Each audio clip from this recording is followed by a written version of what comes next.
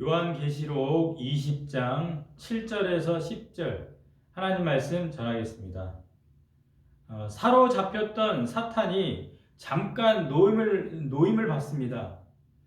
근데 이 사탄의 그 구제불능적인 특성이 드러나는데 7절에 보면 천년이 참에 사탄이 그 옥에서 놓여 8절 나와서 땅의 사방 백성 곧 곡과 마곡을 미혹하고 모아 싸움을 붙이리니, 그러니까 노임을 받자마자 나라들을 속이는 일을 다시 시작하면서 용서받을 수 없는 또 이 악의 특성을 드러냅니다.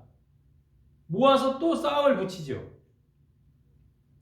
주변에 보면 어디 가나 싸우는 사람은 가는 곳마다 싸움을 일으키고 싸움을 붙입니다. 사탄을 닮은 사람들의 특징입니다.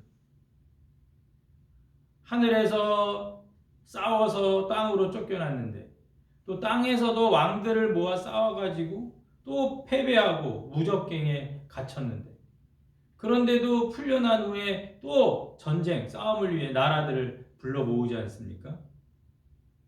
이 똑같은 잘못된 행동을 반복하는 걸 보게 됩니다.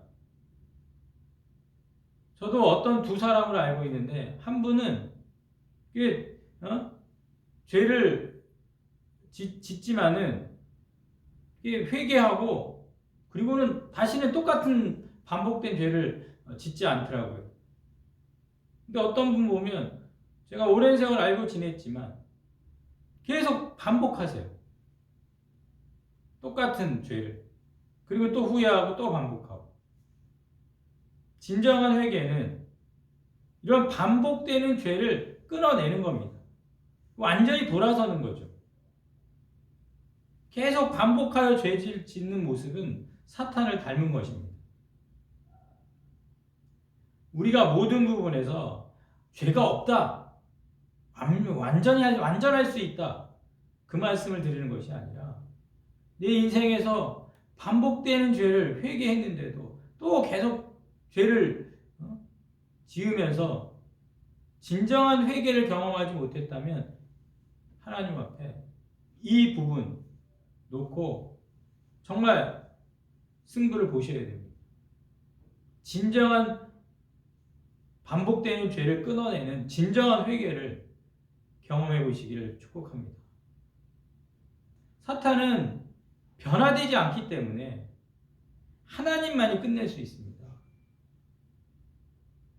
우리가 인생을 살면서 악한 자들을 이렇게 상대하는데, 믿는 자로서 악한 자들을 상대하기는 쉽지 않습니다.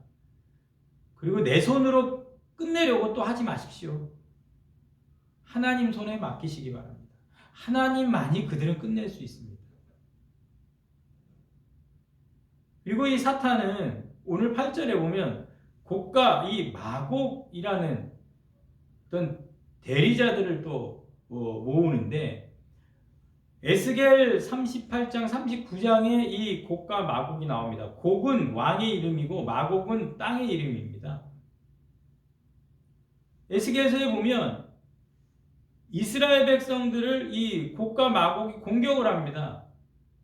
근데 하나님이 그 곡의 군대들을 불로 쳐부시고 새들이 그 시체로 잔치를 벌입니다. 이게 38장 39장 에스겔서에 기록되어 있는데, 이 내용을 요한계시록은 좀 변경을 합니다. 표현에 있어서.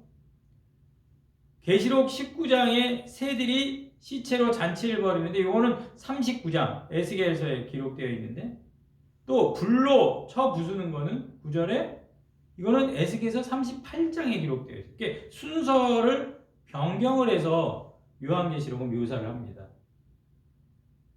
그러다 보니까 몇몇 해석자들은 이 똑같은 전투를, 싸움을 19장, 20장 계시록에서 두 번 반복해서 묘사했다 말하시는 분들도 있습니다. 근데 계시록의 19장과 20장의 이 전투를 차이점이 좀 뚜렷합니다. 19장에서는 짐승 거짓 선지자가 그리스도를 대적하다가 그리스도의 칼로 승리하죠. 근데 20장에서는 사탄과 곡 마곡이 성도를 대적하다가 하늘에서 불이 승리합니다. 그때는 그리스도는 분명한 역할을 하지 않습니다.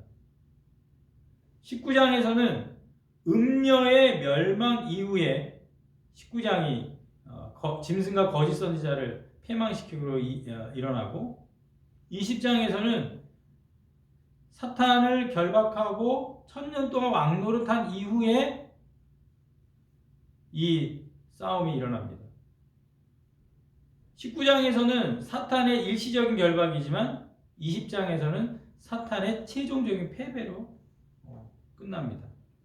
그러니까 이렇게 구별이 분명한 두 전투는 일관되게 하나님이 악을 멸망시키는 것을 향하고 있는 것인데,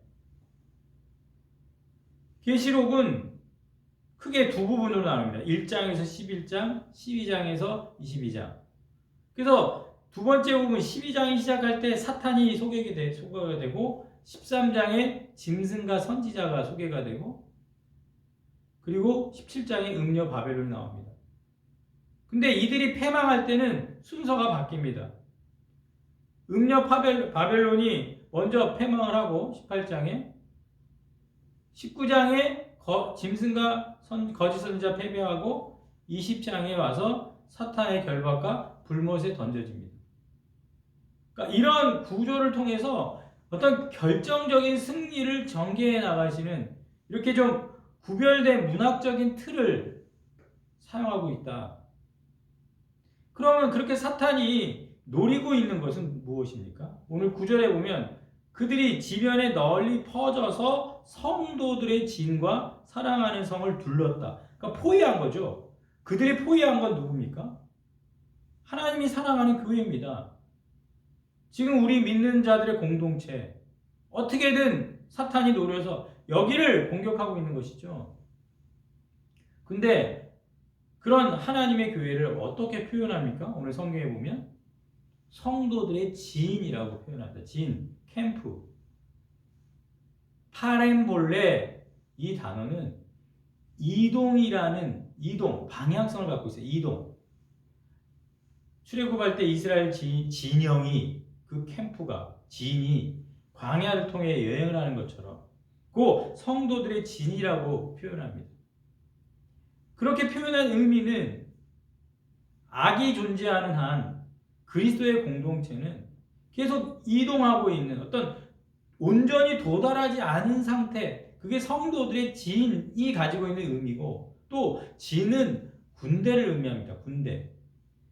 계속해서 속이는 대적을 상대하는 영적인 전쟁이고, 그들을 방어할 수 하고 승리할 수 있는 게 하나님께 있다는 것이죠. 이게 성도들의 진, 그리고 사랑하는 성이라고 표현합니다.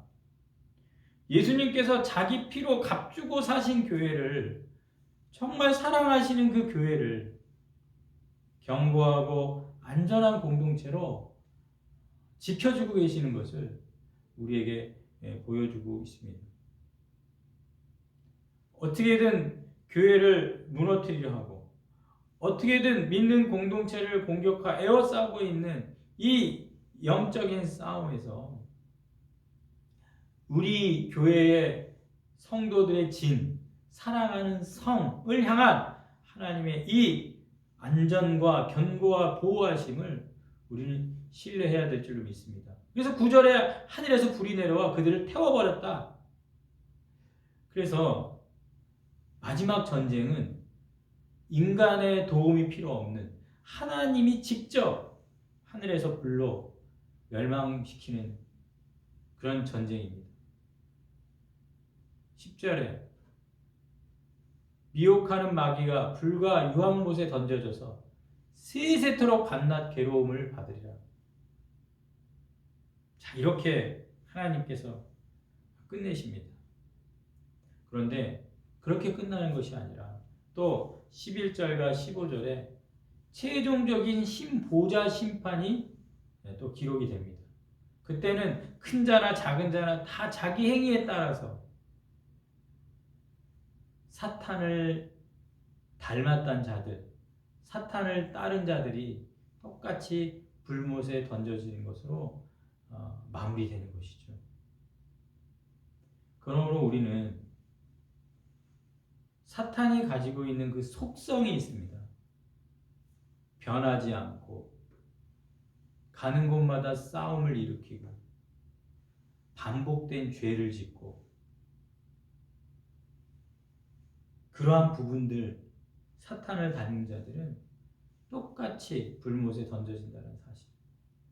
그러므로 우리는 예수님을 따르고 그 예수님을 따르는 자로서 거룩한 신부가 되어서 21장에 이제 소개될 새하늘과 새 땅 소망하면서 영원한 청년 동안 왕노릇하는 그 영원한 우리의 승리의 삶을 소망하면서 이 땅을 살아야 될 줄로 믿습니다. 오늘도 주 안에서 이 영적인 승리를 분별하고 이 싸움에서 이기시길, 또 이기게 하시는 주님과 하나님과 함께 하시기를 주님의 이름으로 축원합니다. 다 같이 기도하겠습니다.